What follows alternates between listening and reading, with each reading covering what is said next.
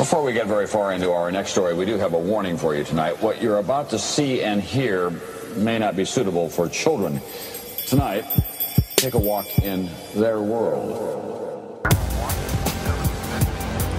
Transpicuous news, connecting the dots between the lines.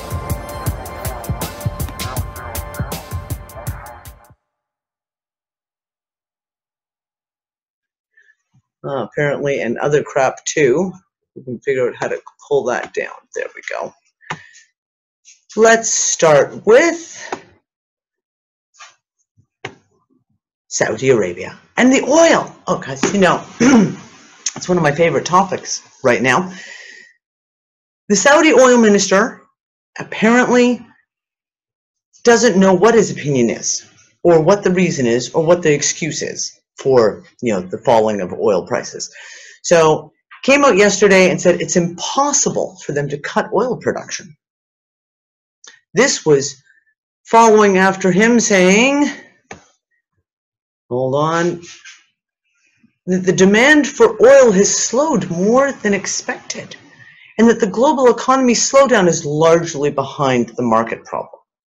Now, I don't know about these guys, but I used to run a business. And if I had two products, for example, and let's say this one was selling really well, this one was selling not so well. So the next time I ordered the products, I'd order double of this one and less of this one. So if the market is slowed down, then you reduce production.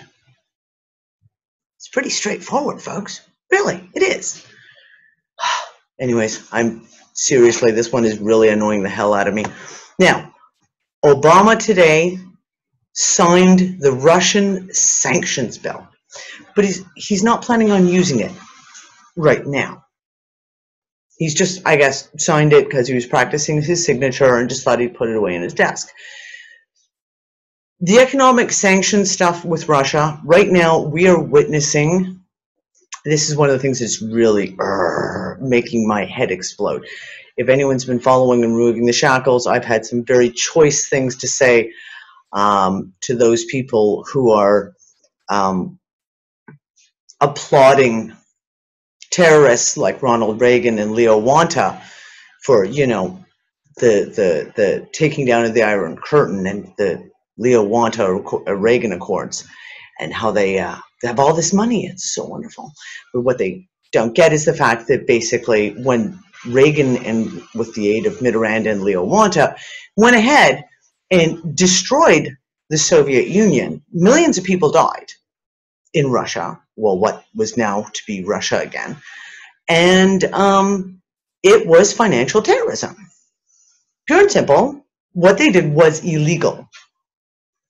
Now, what they're doing right now is the exact same thing again. This is financial terrorism. Now, I'm not a Putin lover. I'm not sitting here thinking that Russia's the be-all, end-all, because he's just another one of the crazy bunch. But I will call this what it is. Okay, this is, it just makes me so angry when you watch the mainstream media going off. Like they have not a clue that this is just a repeat. Again, they're just pulling the same thing again, crashing the Russian ruble. Oh, there we go. Exactly what Leo Wanta did. If you've been following the news at all, you know that the Russian ruble has crashed through the floor.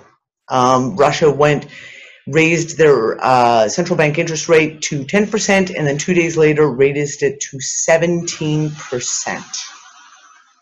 17% is huge. Okay, we have some friends in Russia. Apparently, people are quite a bit of a panic over there because of all the financial stuff that's going on. So the rumors coming out. That's first.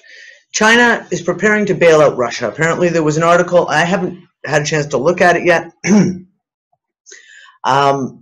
the South China Morning Post, saying that China may help out Russia, and of course that's with their big 150 billion yuan or $24 billion currency swap they've got with China. So there is a chance that China could come in and help ease things out. Will it happen? I don't know, because there's a lot of other things going on. So then we have the rumors. First of all, big rumor, 2 days ago, Russia is selling their gold. Because, and it's actually interesting the way it's put here on Zero Hedge. Hold on, move this over. It says the reason was that gold was being kept lower even as sovereign risk was exploding around the globe. The rumor was that Russia was selling its gold holdings. Okay, selling, if you're talking about markets, if they're selling, the price should go down, right? If they're selling massive quantities of gold, the price should go down. Well, apparently that is not so, because then today Russia came out and said, yeah, no, we actually bought gold. Apparently they bought 600,000 ounces of gold. So one needs to ask themselves, when you're in the middle of a major currency failure, and we have the oil crap and all the rest of it, and Russia buys 600,000 ounces of gold. I'm going to go on a limb and say they're preparing for something, right? As we've talked about in several previous reports. So now we're going to talk about Cuba. I'm going to rant about Cuba a little bit. Pardon me, sorry guys, I've got a bit of a sore throat. U.S. and Cuba to restore ties after 50 years. When I heard this, I literally did, what? Where did this come from? And I was like, oh, wait. A few months ago, in one of the reports, I talked about the fact, I just mentioned it in passing, that the EU was wining and dining Cuba.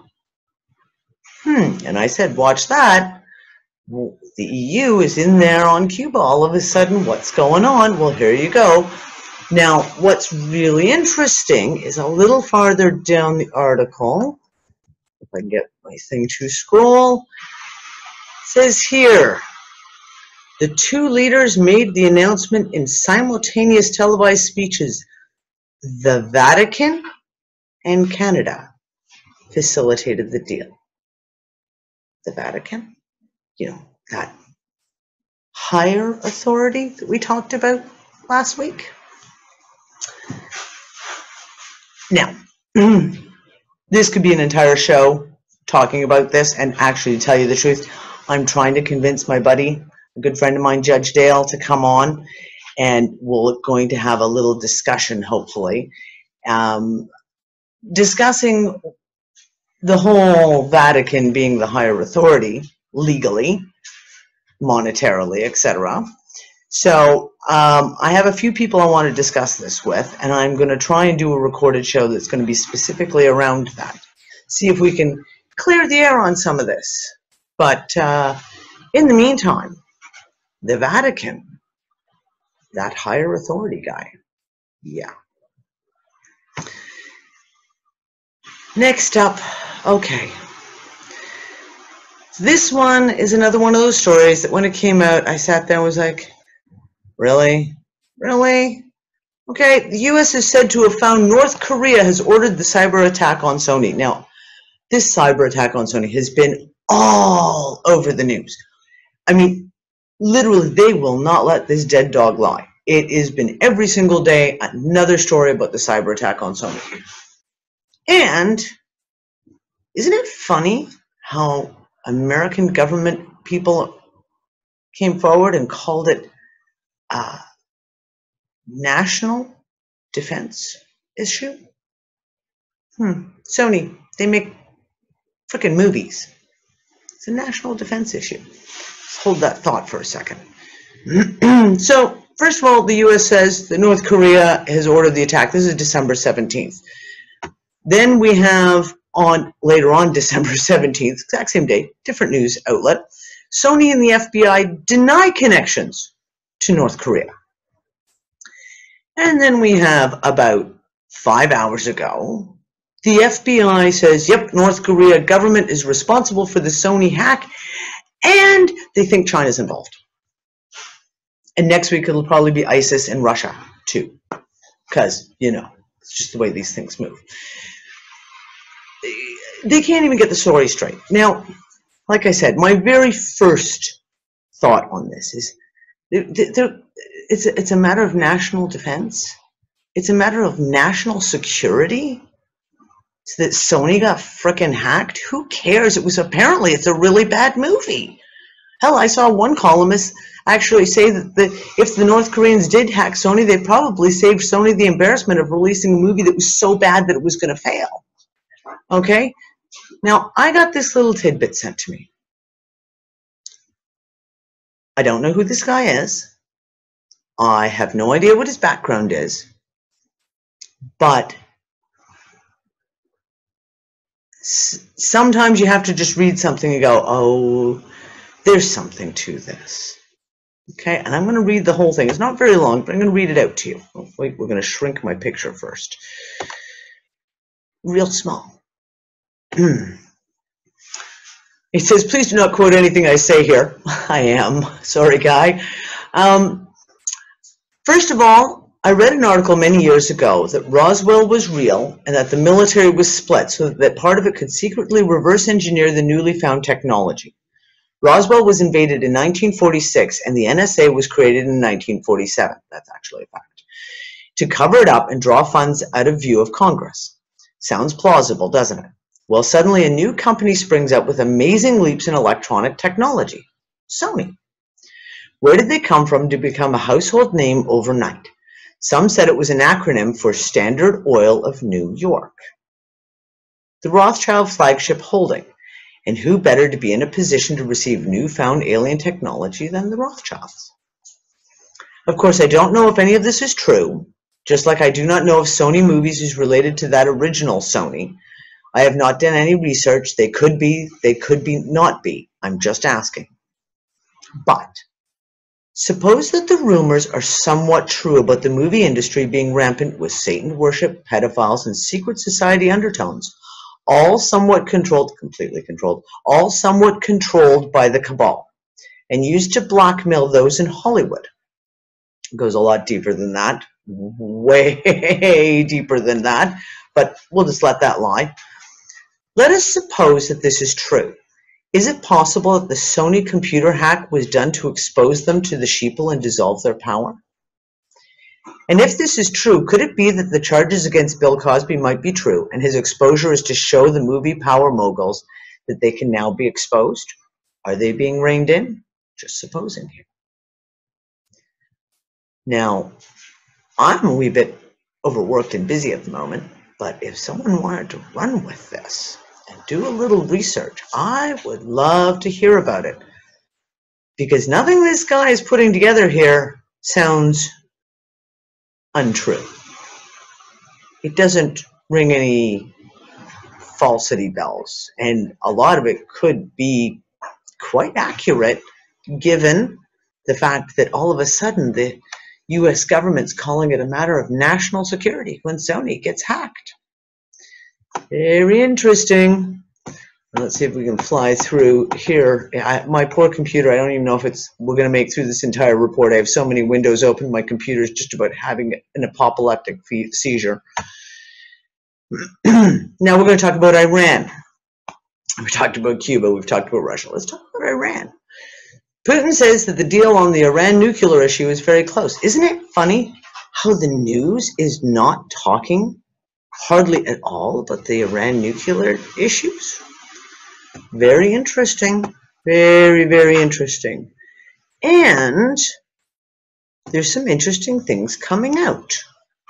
So, first off, the UN has passed a resolution against the Islamic Republic, which is Iran, on alleged human rights abuses. This coming right in the middle of them just about finishing that nuclear deal, right? And of course, Iran's pissed and saying, seriously, this is just, you guys are just seriously fucking around now. Seriously. And then this little article comes out. The U.S. blocks release of a study on the CIA-backed coup in Iran. The vast majority of Americans who are, loving to stomp on Iran and jump on the hate Iran bandwagon don't seem to want to know that the CIA is the one who put that government in power. They did. Isn't it funny how the U.S. government's now blocking that information from the public? Right when they're in the middle of working out a deal with Iran. Now, we've mentioned Cuba, Iran, and North Korea. There's two things, actually. Two things that they all have in common. Number one, they've all been on the American shit list for decades. Number two, they are the three, and I'm still trying to discover if there is a fourth, and I'm not having much luck. They are the three last freely owned central banks in the world. Cuba, Iran, North Korea. I'd say, given what's going on with Cuba right now, that Cuba is most likely no longer a freely owned central bank. That's just my opinion. I don't have any intel on it, but given the way these things seem to work out, I'd say watch it very closely because that's what my gut tells me. Now, we have the stuff with Iran, and we have all the stuff with North Korea. It's funny how they just keep coming up over and over again. So, we'll drop that for the moment. Interesting article comes out. No terrorist group can survive unless some government finances it. Yeah, I'm just going to throw this out there. Is that the reason why the American government's so broke? Financing all these terrorist regimes? Just saying. Just saying. Now I can't get my screen to clear up. Okay, go away. Go away. No, go away. Oh, seriously. Hold on, folks. Give me a second. We are having technical difficulties with Zoom. There we go. Okay. Oh, and I went the wrong direction, of course. We're really having a good day. Can I just say that I really was not prepared to do this, but I really wanted to get this information out there to everyone. Oh, please stop this. Sorry, guys, you're going to have to give me a second as I fight with my computer screen. This is something that everyone should be frickin' just enraged about. This is a piece of such incredible truth in the fact of, let's just really look at the IMF really closely and whose benefit they're working for. Okay? The IMF to hold back Cyprus bailout fund. Now, Cyprus, Greece, and Portugal are all up Schitt's Creek without a paddle right now. They're in bad shape. Okay? The International Monetary Fund says it will not give Cyprus a further 88 million euros in funds under its bailout program after the Cypriot lawmakers decided to suspend a foreclosure law. Now, I'm going to scroll down here. Get this. This is what they did. Now, you tell me, whose side are you going to take in this one?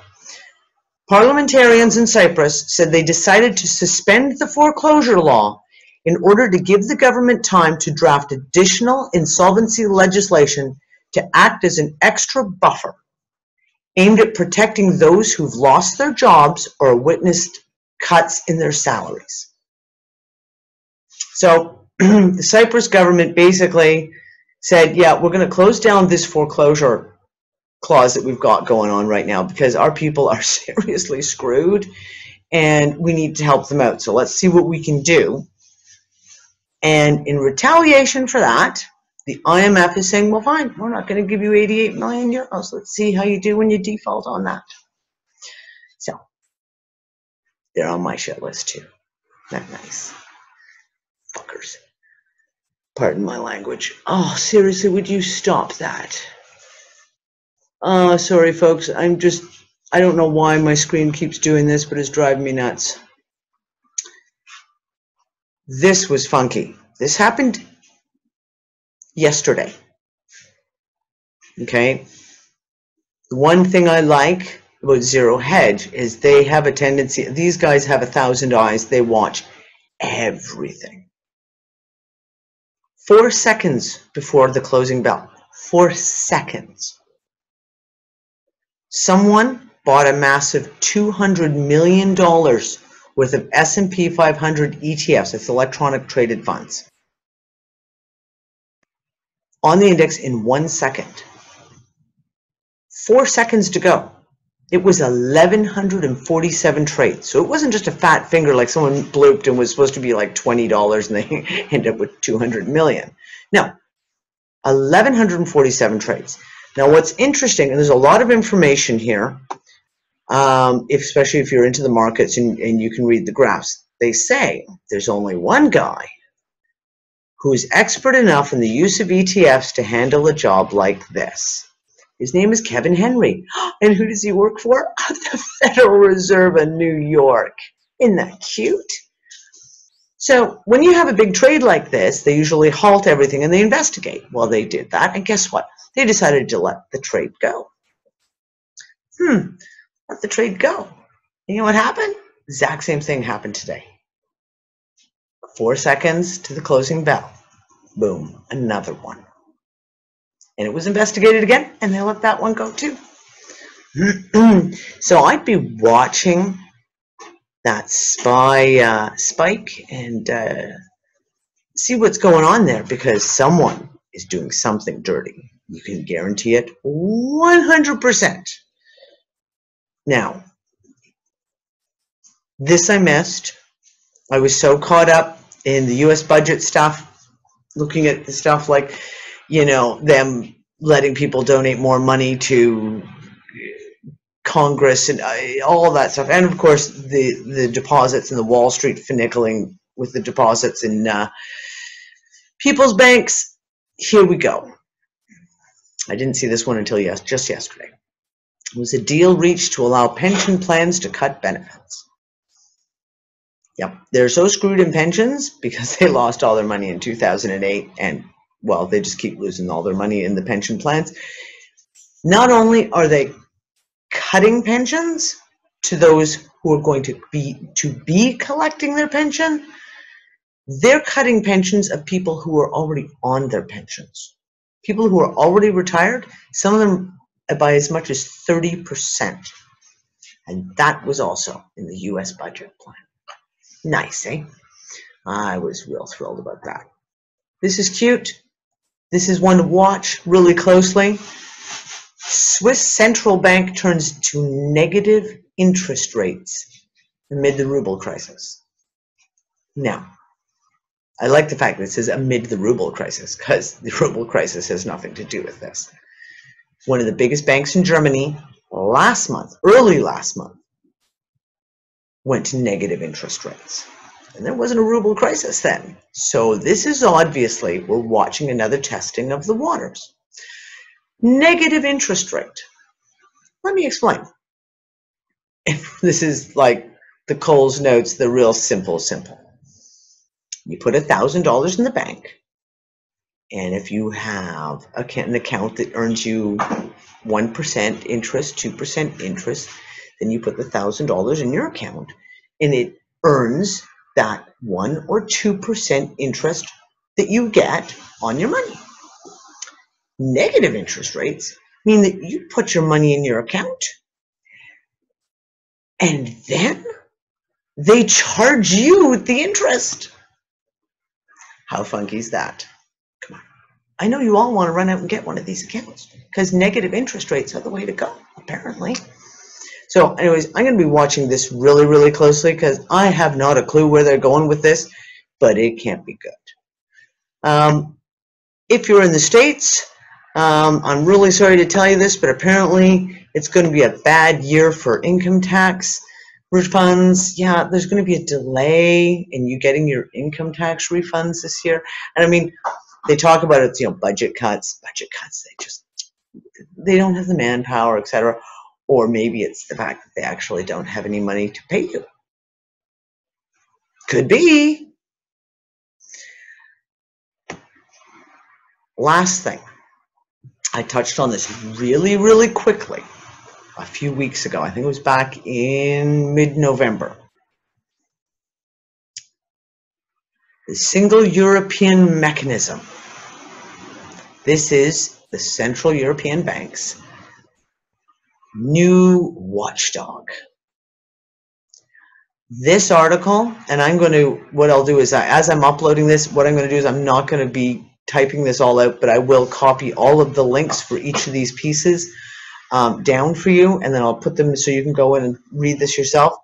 I highly recommend people read this entire article because, wow, I literally sat here reading this with my husband last night, both of us going, this is so beyond ludicrous.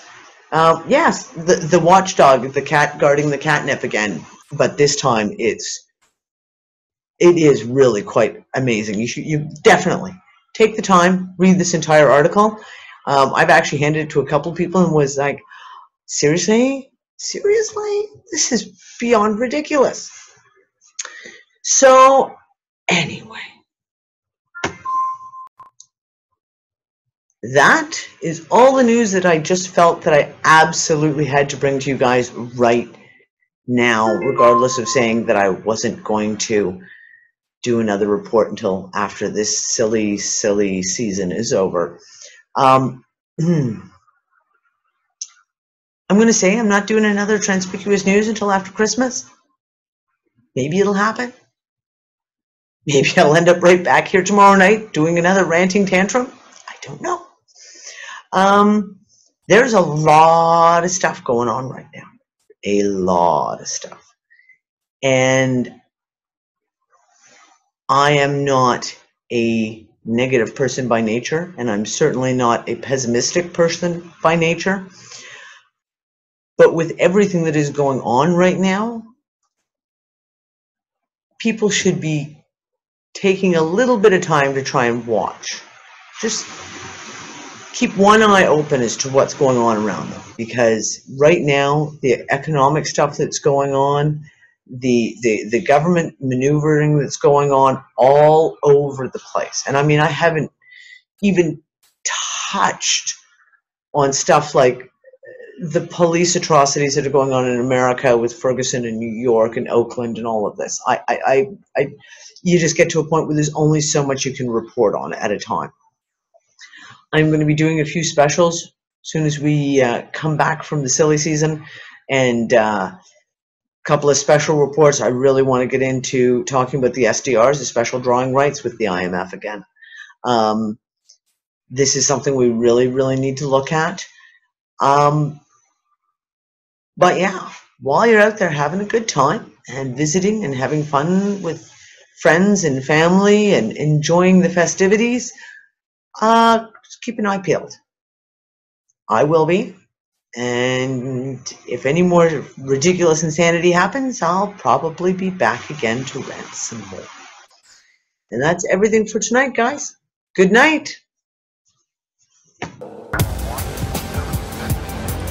Transpicuous News, connecting the dots between the lines.